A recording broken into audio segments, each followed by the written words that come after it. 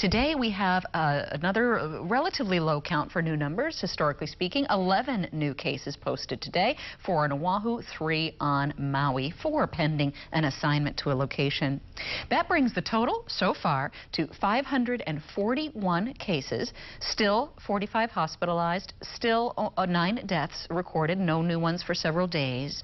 Released from isolation, that number continues to soar. We're now at 374 of all of those 541 cases are now considered into the recovered or released from isolation stage. That leaves us with a net of only 158 actual sick patients right now with COVID. Let's take a look at this chart. We can show you. Now, this is our numbers we've been tracking. We've broken them down to those 2 key numbers for you to see. The purple line is the trend of new reported cases on each day. And while it's definitely not a soft curve, you can see the trend beginning to emerge from the very, very low numbers in early March, getting into a peak around the 2nd, 3rd, and 4th of April, again in terms of the high numbers of reports of cases in those particular days. Those were those early days in April where we were seeing several dozen cases a day, and now tending to come back down.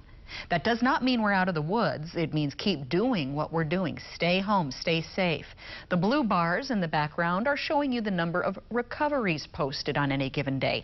Why was there such a big jump on April 9th? Well, that was a big catch-up day in the accounting of recoveries by the Department of Health. That wasn't all those people getting well on one day. That was just an administrative blip there. But you can really see some of the reliable trends beginning to emerge, and it's something that the governor, the mayors, Josh Green have been talking about, that we appear to be doing the right things. It's showing in our numbers. It doesn't mean to stop and come outside and gather in groups. It means keep on doing what we're doing.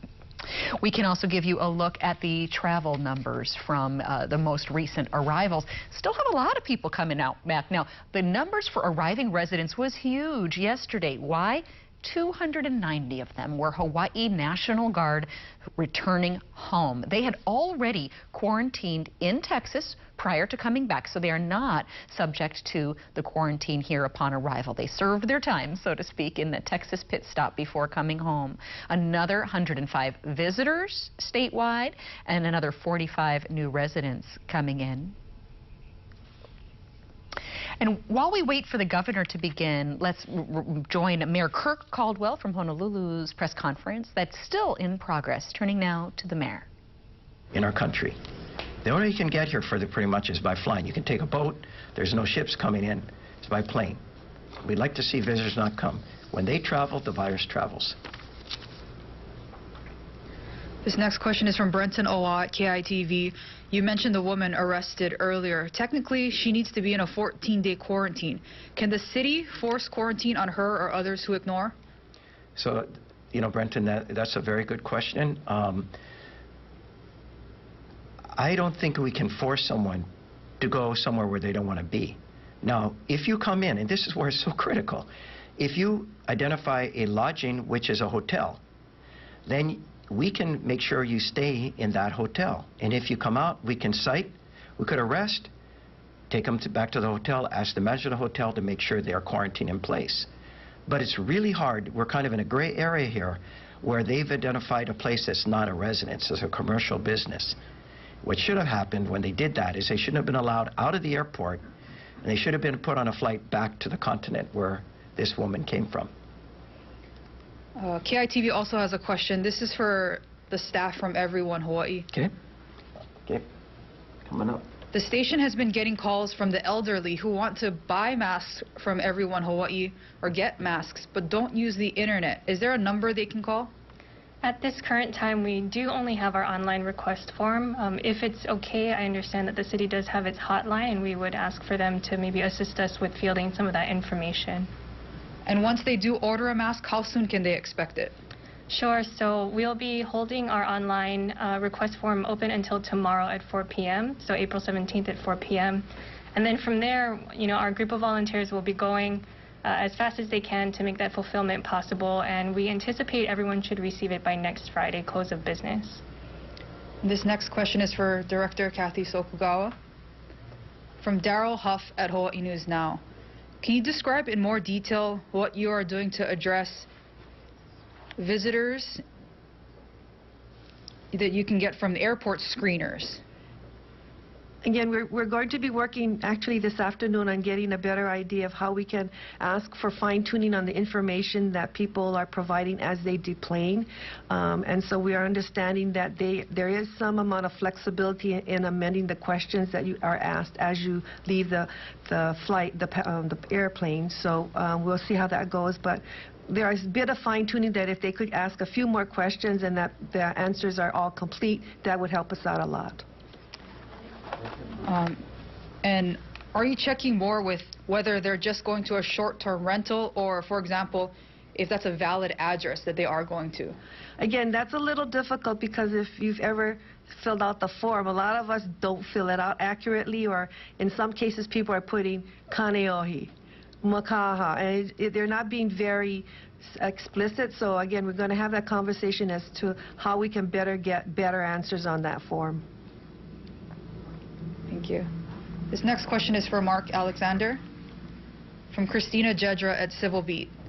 Mark, what did you mean by more targeted enforcement? Is this increasing enforcement from what was happening maybe before March? So basically, our enforcement system switched to a more strategic approach last year rather than just being complaint-driven. And that is even more so now in this particular situation. So we're going to look at areas that seem to have a particular problem with encampments that are not practicing social distancing, ones that are impeding legitimate traffic by the public to, get to places that they need, whether it's for food or whatever else is required. And we're going to try to be very thoughtful in how we do that enforcement so that we can be impactful. And as always, that enforcement will be preceded by opportunities for outreach and transport to our new post facility or other appropriate facilities. As many people may know, we track actually working together with our state colleagues and partners in care the availability of shelter space. Also, I might make note is some of these areas, if people want to move together as a group, which they've requested in the past, we can accommodate that request in our new post facility. Thank you.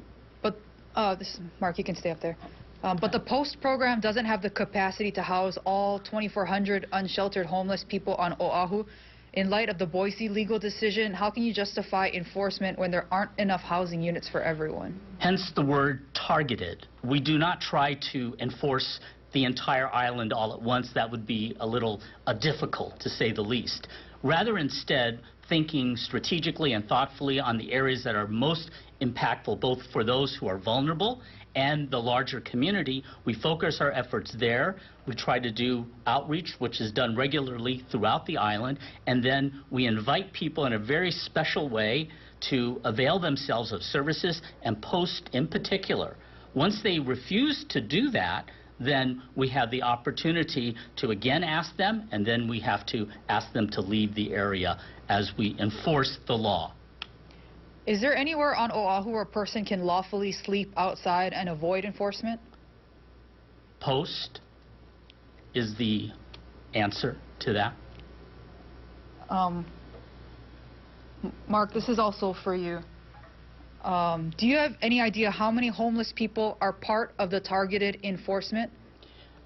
We have yet to exact a specific area. We're looking at that schedule for next week. Again, we will assess those areas that seem to have the biggest challenges and most negatively impact both those who are experiencing homelessness as well as the larger community. I think many of us can sort of figure out where we will be looking initially, but again, we want to do that very thoughtfully.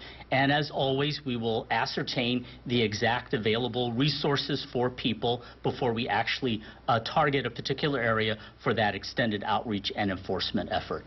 Are there any particular areas you're looking at right now? We're looking at any area that, again, is particularly detrimental to those experiencing unsheltered homelessness and the larger community. Obviously, some of those areas are going to be in the urban core.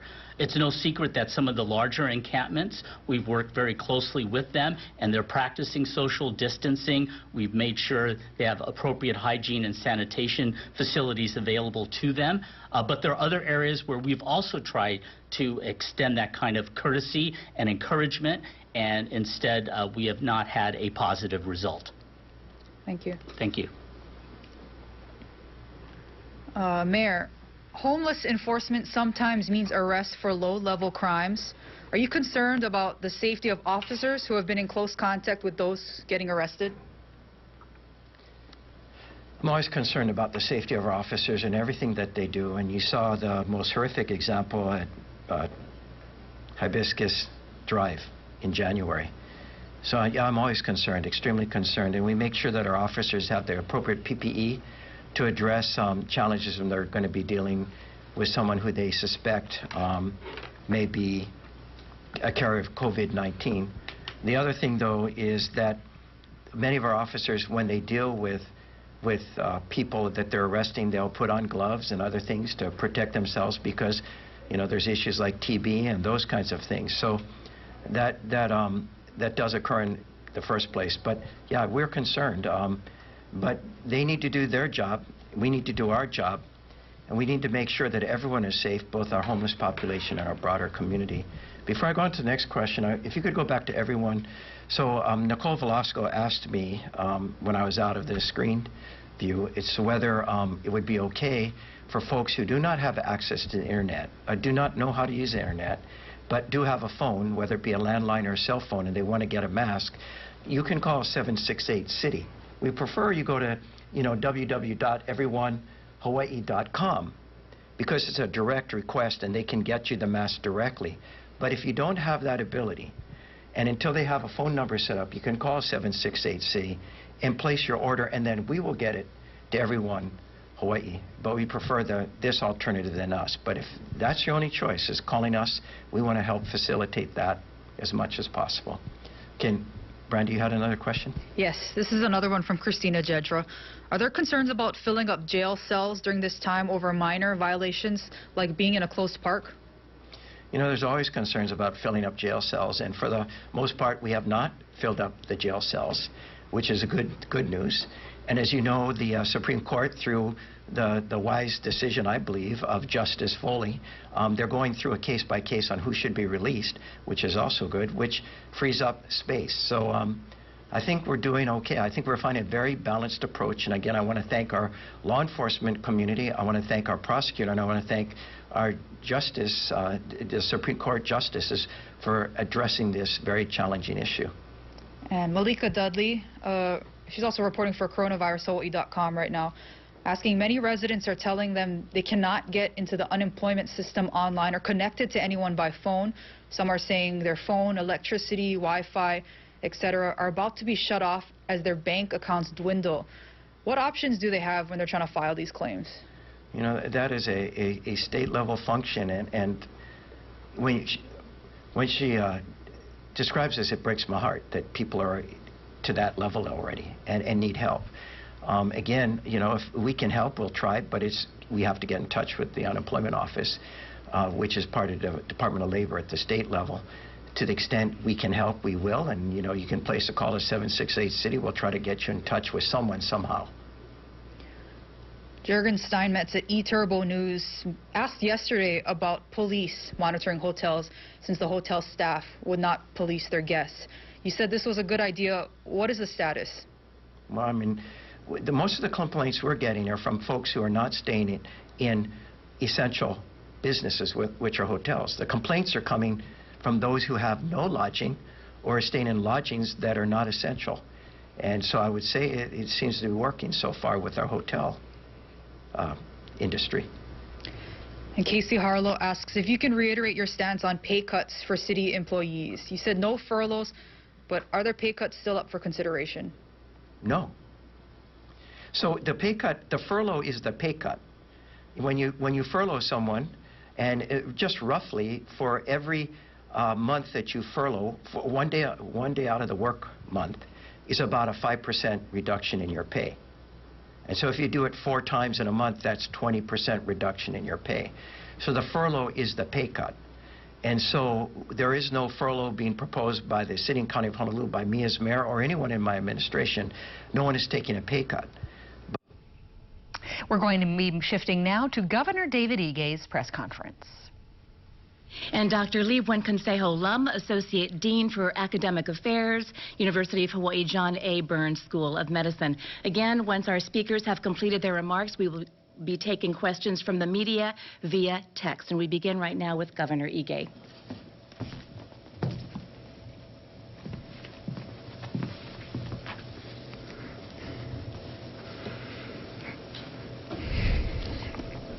Good afternoon.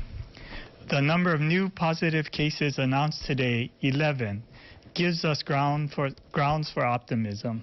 But we still have a long way to go. Hawaii is fortunate. We appear to be flattening the curve. Today, we received the revised guidelines for reopening from the President. Unfortunately, at this time, we don't satisfy the criteria for a phased opening. Notably, it requires a downward trajectory of cases for a 14-day period. We're making progress, but we're not there yet. So please continue your hard work and perseverance. We will get through this together.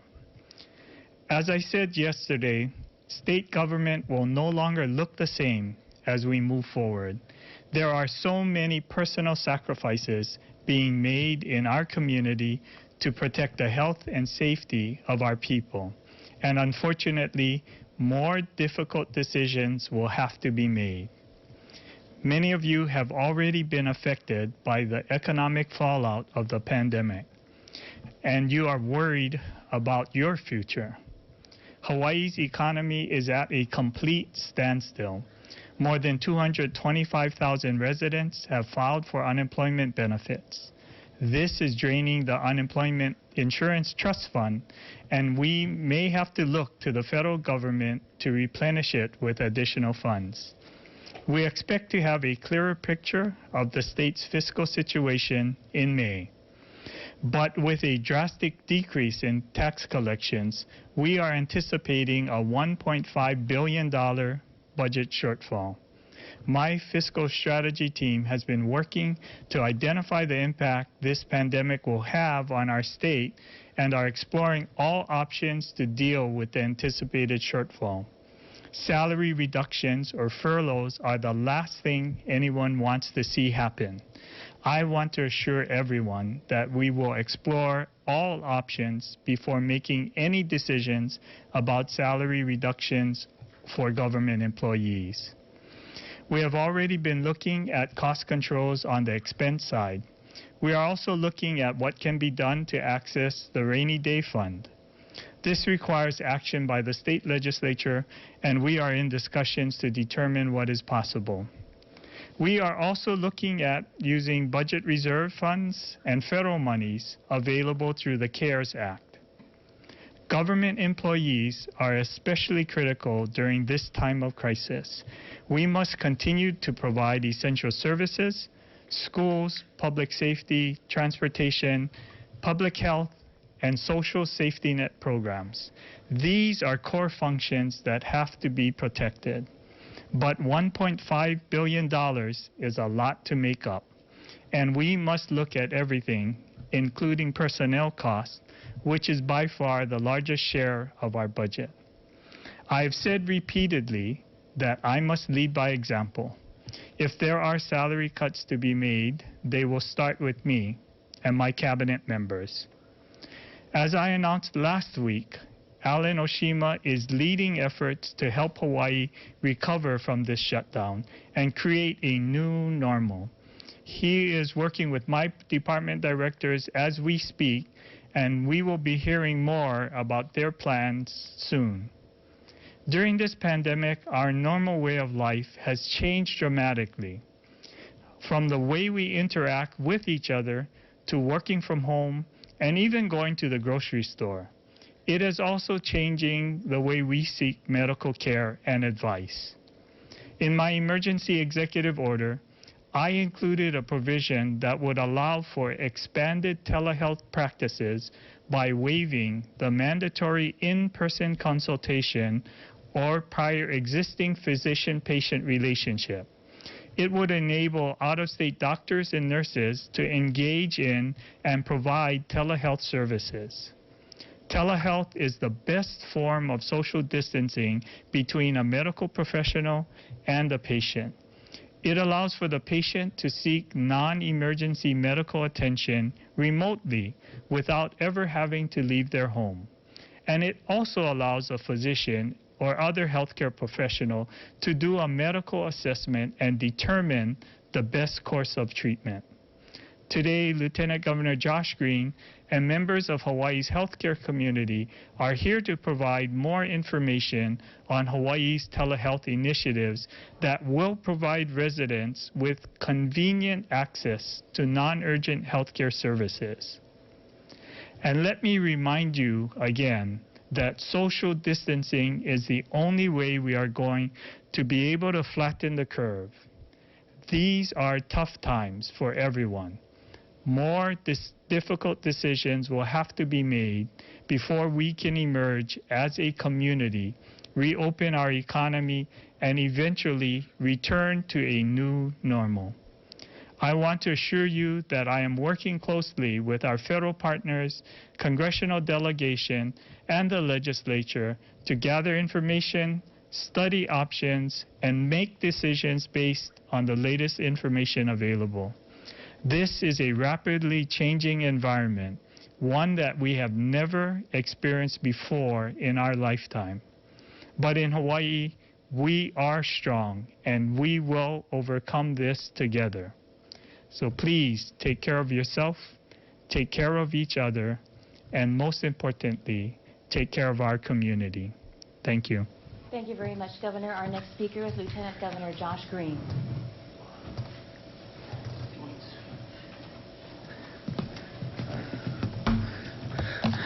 Aloha, Hawaii.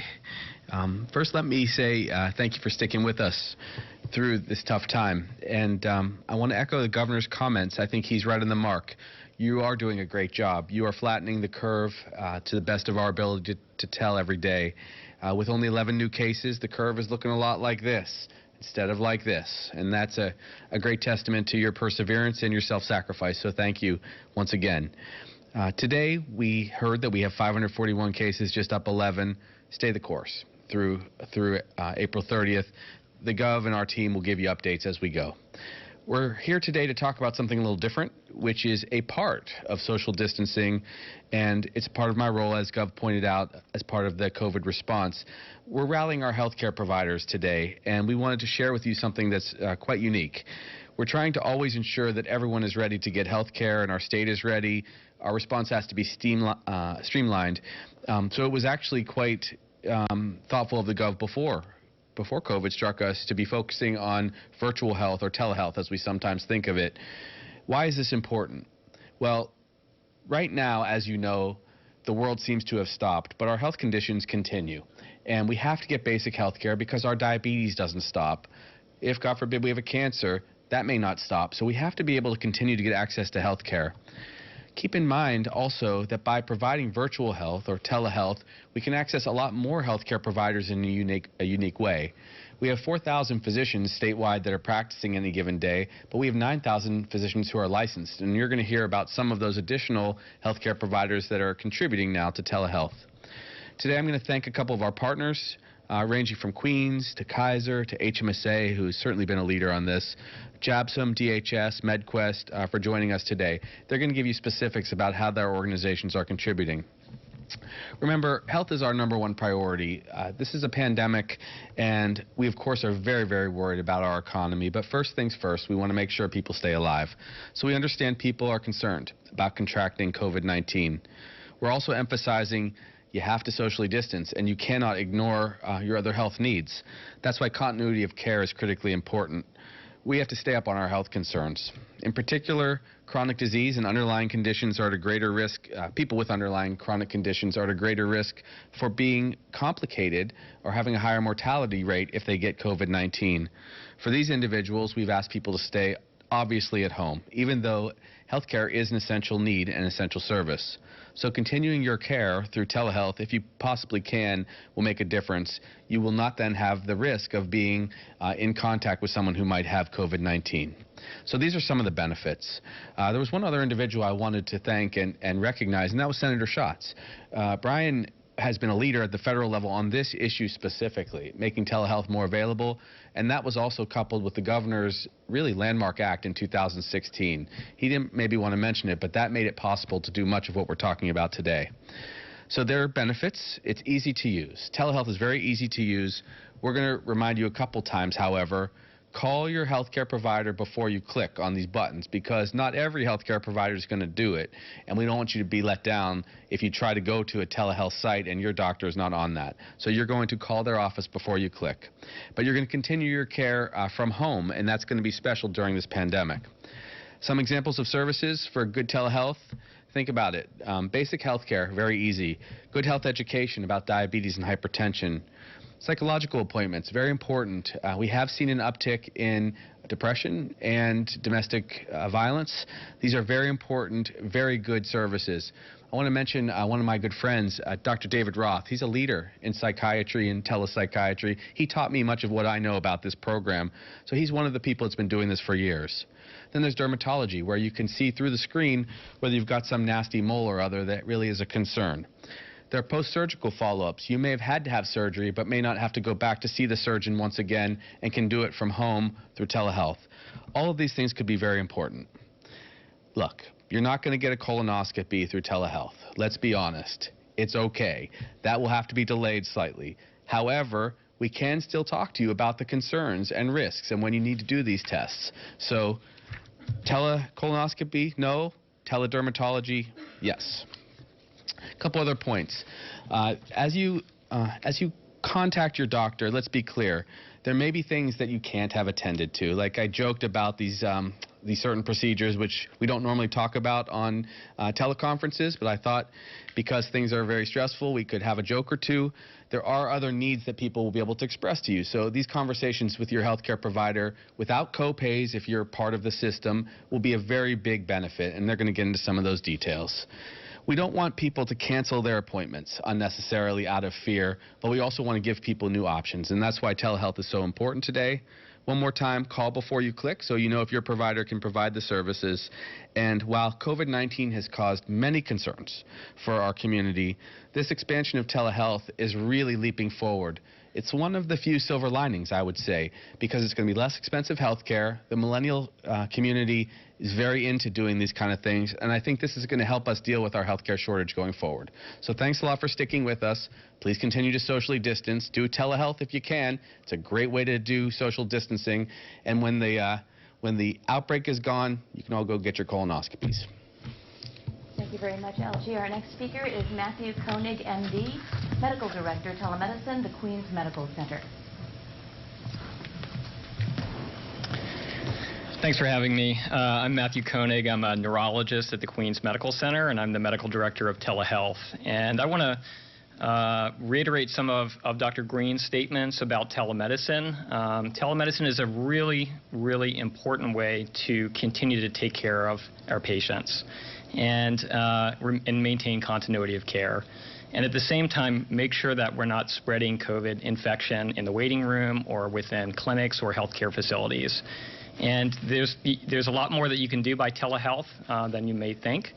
As Dr. Green stated, you can't do everything by telehealth. And so it's really important to have a conversation with your physician or your clinic or your nurse practitioner prior to your clinic appointment to make sure that the treatment that you're receiving or the condition you're being treated for, that it's medically appropriate to be seen by telemedicine. Not everything can be done over video, but a lot of the cognitive, side effect management, medication management, and other aspects of medical care can be delivered by video telehealth, and in some cases, telephone calls.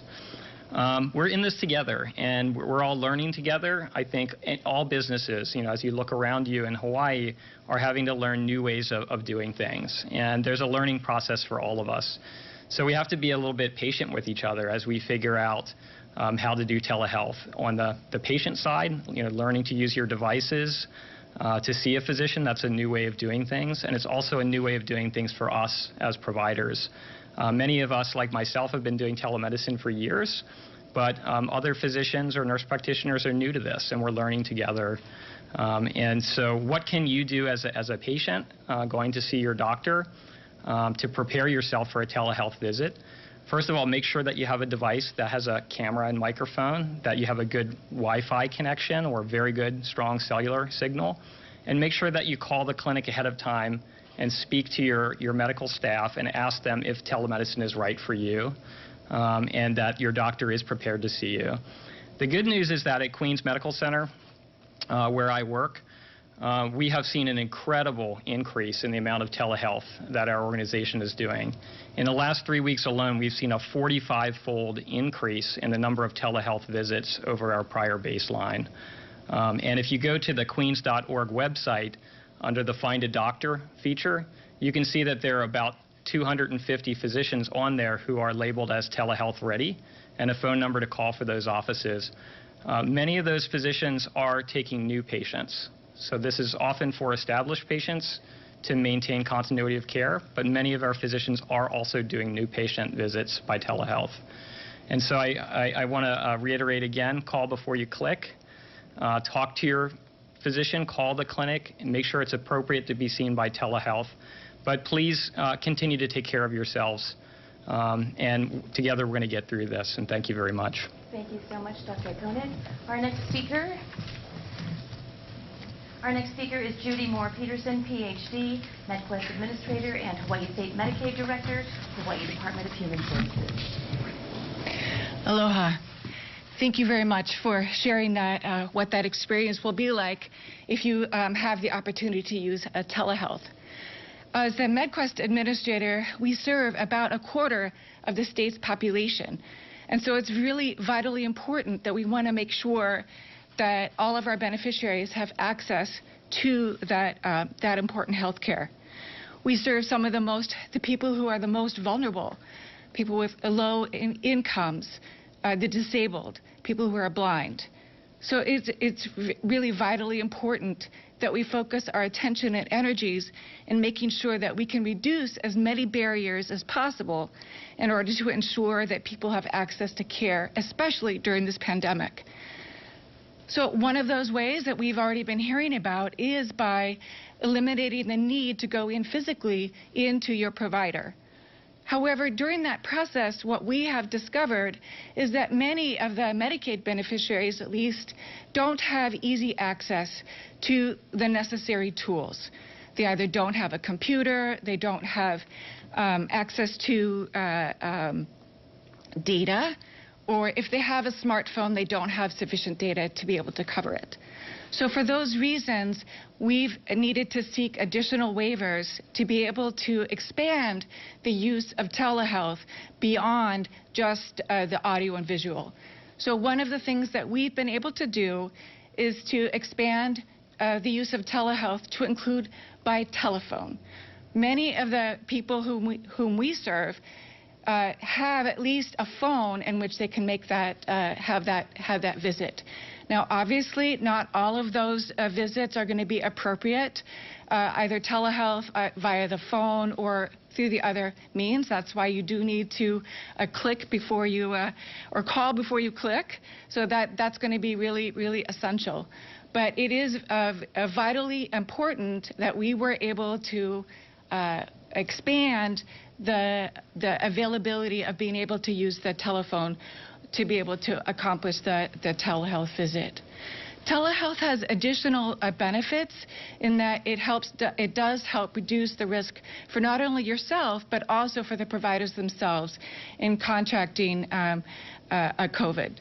So we want to make it clear that telehealth is actually available whether you're in rural areas or in urban areas, whether you have Wi-Fi or you don't have Wi-Fi, you should be able to access it as long as it's medically appropriate and your provider can accomplish that. With that, I just want to make sure that everybody knows that they can access it. Please do call before you click, and be well and be safe. Thank you. Thank you very much. Our next speaker is Jennifer Diesman, Senior Vice President, HMSA.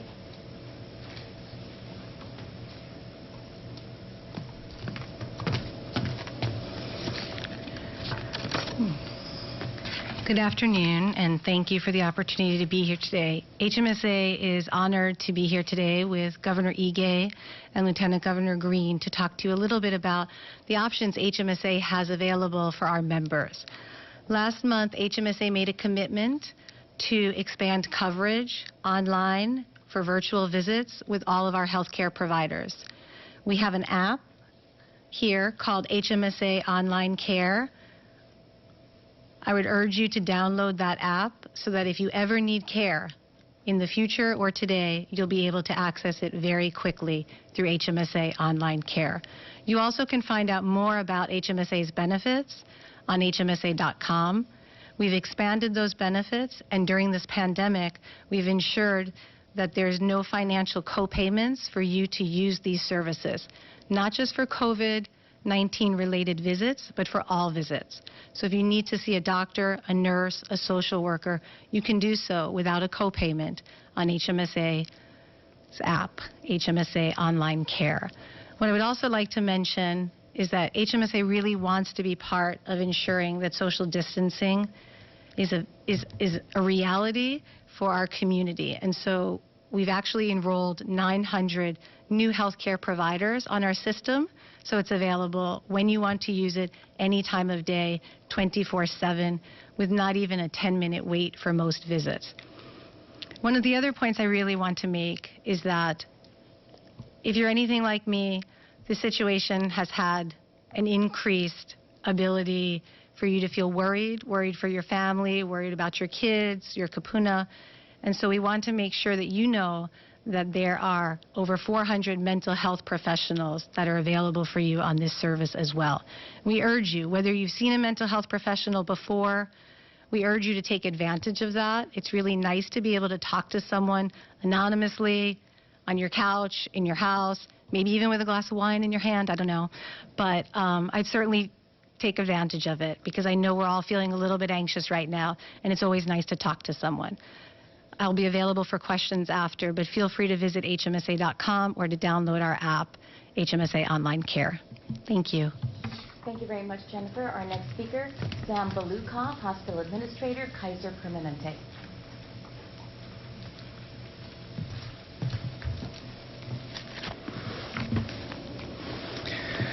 Thank you, Governor Ige. Thank you, Lieutenant Governor Green. And aloha, everybody. I'd just first like to reiterate what you've already heard from my colleagues today, that our hearts are with those who have been impacted and affected by COVID-19. And that's not just those who have been sick, but the family members who are caring for them, those who have been economically impacted, and those who have been mentally or emotionally or in any other way impacted by this disease. I'd also like to thank those who are helping to keep our society running, those in essential positions, our grocery store clerks, our gas station attendants, our postal delivery workers, all those who are in these essential roles. We applaud you and we appreciate you. If I can take a quick minute and share just a personal reflection, these things about human beings, right, our species and our society that I believe make us unique are our resilience and our ability to innovate and adapt. If you look through history, there have been many, many times where we have been caught in circumstances that are extraordinary. Extreme difficulty, challenge, trials, afflictions of various kinds. And what's unique about us is we've gotten through all of them. But not only do we get through it, but we get through it better off. We find safer ways to do things. We find more effective ways to get the work done, and we find less costly ways of accomplishing what we're trying to accomplish. Telemedicine that you've heard extensively about today is one of those ways that we do that. It is a safer way of providing health care. It's a more effective way in many cases, and it's less costly. We feel very fortunate at Kaiser Permanente. Telehealth and e-visits have been central to how we practice medicine. Because of that, in the last month, we've been able to expand that service extraordinarily. We have been able to do more, I would say, in the last month than what we've done for years previously. We have an interconnected system that allows patients and members to schedule appointments, to visit with their providers virtually. It allows them to request prescriptions and prescription refills, and we even deliver these medications to our patients and members free of charge. It allows our patients to receive this high-quality health care without leaving the comfort or safety of their living room. We appreciate, and I'd like to applaud our providers and nurses, our support staff, and our the various clinicians who have been creative and who have found ways to change their workflow and really adapt and evolve their circumstances to accommodate telemedicine. We'd also like to extend an appreciation to our patients who have embraced this. As of today, 80% of our clinic visits are done virtually. Whether that be through telephone or computer or video, our patients are able to connect with our providers through kp.org, through software applications, through phone applications, to provide, to get the healthcare needs that they have taken care of. Even within some of our specialties, many of which historically were thought of as not applicable to telemedicine, we have about 2/3 of those total specialty visits that are done virtually today. This isn't something that's easy for many patients, but we're trying to find as many ways as possible to help them to adapt and still have the ease and convenience of what an in-person visit was. But again, we thank them for their embracing of this technology. I appreciate my colleagues today and the various work that is going on to expand telemedicine and telehealth and e-visits. This is a community problem that's going to take a community solution, and I look forward to working with them going forward as we find these safer and more effective and less costly ways of providing care. Thank you. Thank you, Mr. Balukas. Dr. Lee Wenconsejo Lum is our next speaker. Associate Dean for Academic Affairs, University of Hawaii, John A. Burns School of Medicine. Thank you. Aloha, everyone. Thank you, Lieutenant Governor and Governor, and to all of our partners here in the room and really our partners throughout the state. The University of Hawaii is very fortunate to continue to partner, as we have been for many years, with all numbers of health providers, our major health system partners who serve as training sites for all of our health science trainees, with our partners at the federally qualified health centers, and within our other schools of social work, nursing, public health, pharmacy, and the medical school.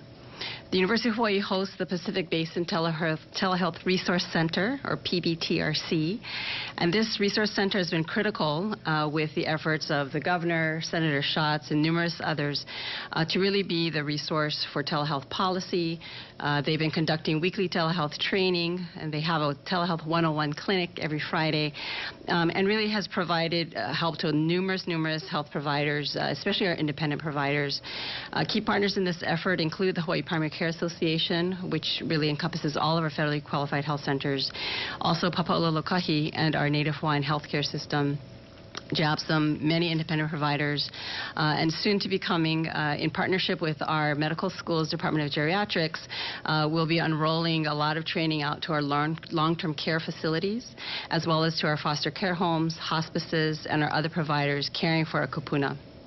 The Department of Health's new hawaiicovid19.com telehealth page has a link to the PBTRC, and that includes numerous resources for providers as well as patients and families.